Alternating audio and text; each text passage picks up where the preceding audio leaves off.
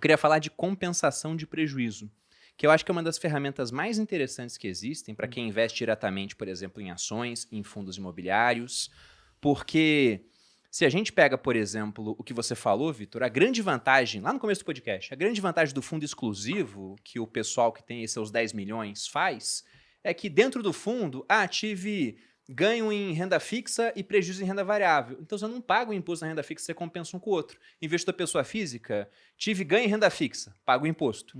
Prejuízo em renda variável. Não, já pagou o imposto aqui, não volta. Agora, dentro de certos ativos, você tem essa compensação de prejuízo. Vocês veem o pessoal usando muito isso na experiência de vocês? Eu vejo muito pouco. Quando eu converso com as pessoas, basicamente, porque a gente pega muito fruto aqui da audiência, assim, o pessoal, ele vem muito, com muitas ações, muitos fundos imobiliários ali, e aí, quando você pega o histórico, você fala assim, poxa, mas pelo que eu tô vendo aqui, teve várias movimentações. Primeiro que tem gente que nem sabe por que teve várias movimentações, que já... Se surpreende. O primeiro erro tá aí. Como assim você não sabia o que você tava fazendo, as teses por trás de cada ativo que você tava comprado, ou vendido. E aí, no final, você fala assim, não, beleza, mas aí você guardou o preço médio da... O João Braga da Encore, ele fala isso, né? Preço médio só serve para esse momento. Pra pagar que é agora. imposto. Guarda o seu preço médio de compra e o seu preço médio de venda, que é o único momento que você precisa, de fato, usar eles, que é, de fato, olha, tive prejuízo, e na declaração ali do ano seguinte, poxa, você tem que declarar aquele prejuízo. Porque lá imagina que você tem agora, a gente está aqui num mercado ruim de ações, já tem uns 2, 3 anos já. 2 anos sem nenhum IPO na bolsa. Isso é um termômetro de como o mercado está sem aquecimento nenhum, está largado. Exato, é bem provável que se você vender um ativo nesse período, tenha prejuízo ali. Então, se você faz a devida declaração, que basicamente é o quê? Você falar para a Receita, olha só, vendi o ativo tal no dia tal e tive 10 mil reais de prejuízo. Isso está armazenado no seu CPF ali, ó. Tenho 10 mil de prejuízo. Pô, numa virada de mercado, quando você vai ter ali um lucro, poxa, você consegue abater. E aí você, ao invés de pagar uma DARF ali de um lucro que você teria, você paga só a diferença, ou nem paga.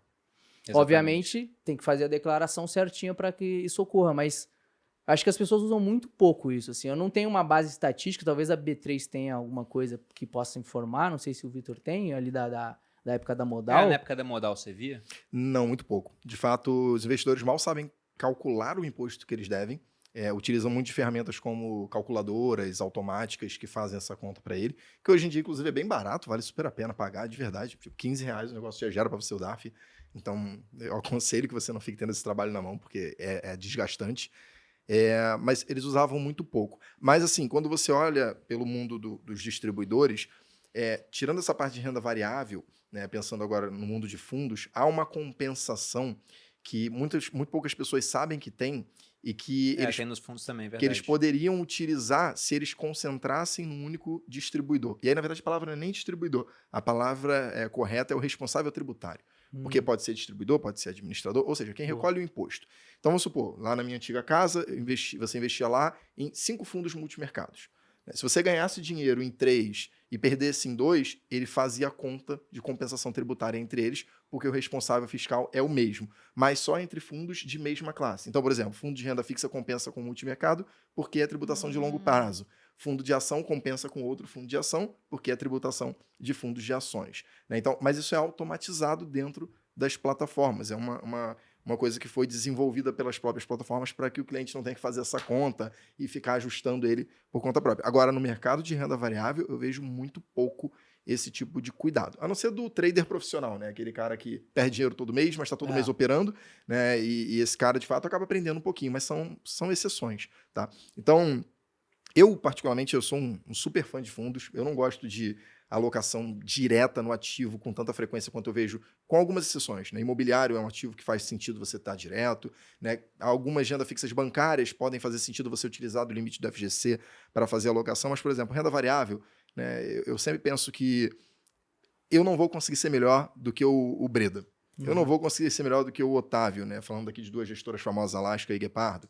Né? Pô, eu quero investir em small cap, eu não vou ser melhor do que o Werner. Não dá, eu não tenho tempo para me dedicar para isso. Então, eu prefiro investir via um fundo. E é bom porque dentro do próprio fundo tem toda essa compensação né? O cara ganha dinheiro em uma ação, perde em outra, ganha em outra, perde em outra, faz giro, troca, e tem inclusive essa eficiência. Ele pode fazer o giro da carteira dele o quanto ele quiser, que ele só é tributado sobre o lucro total da operação da carteira como um todo. Ou seja, você só é tributado por um único ativo. Então, eu aconselho para o investidor fazer isso. Para ilustrar, é um bom ponto mesmo que você tocou. Realmente, a gente está ali plugado nas corretoras e realmente fundo é automático. O pessoal critica às vezes, né, fundo por causa de taxa de administração, só que não colocam na conta essa eficiência tributária mesmo. Sim. Porque quando você, só para o pessoal ficar mais claro ali no prático, você só paga imposto quando você resgata suas cotas do fundo. Então, independente de estar no lucro ali na operação, se não tem resgate de cotas, não tem tributação. Isso falando de um fundo de ação, né? Sim. Então, Os outros isso têm que o Vitor está come falando. cotas. Você não vai pagar, o cara pode estar comprando e vendendo com lucro todo dia. Não existe DARF nesse caso. O gestor não paga ali. Pode ver que a cota não fica sentindo, né? No caso de ações. Então, você só vai pagar quando você vender a cota, sabe-se lá quando. Então, você tem um diferimento de imposto ali.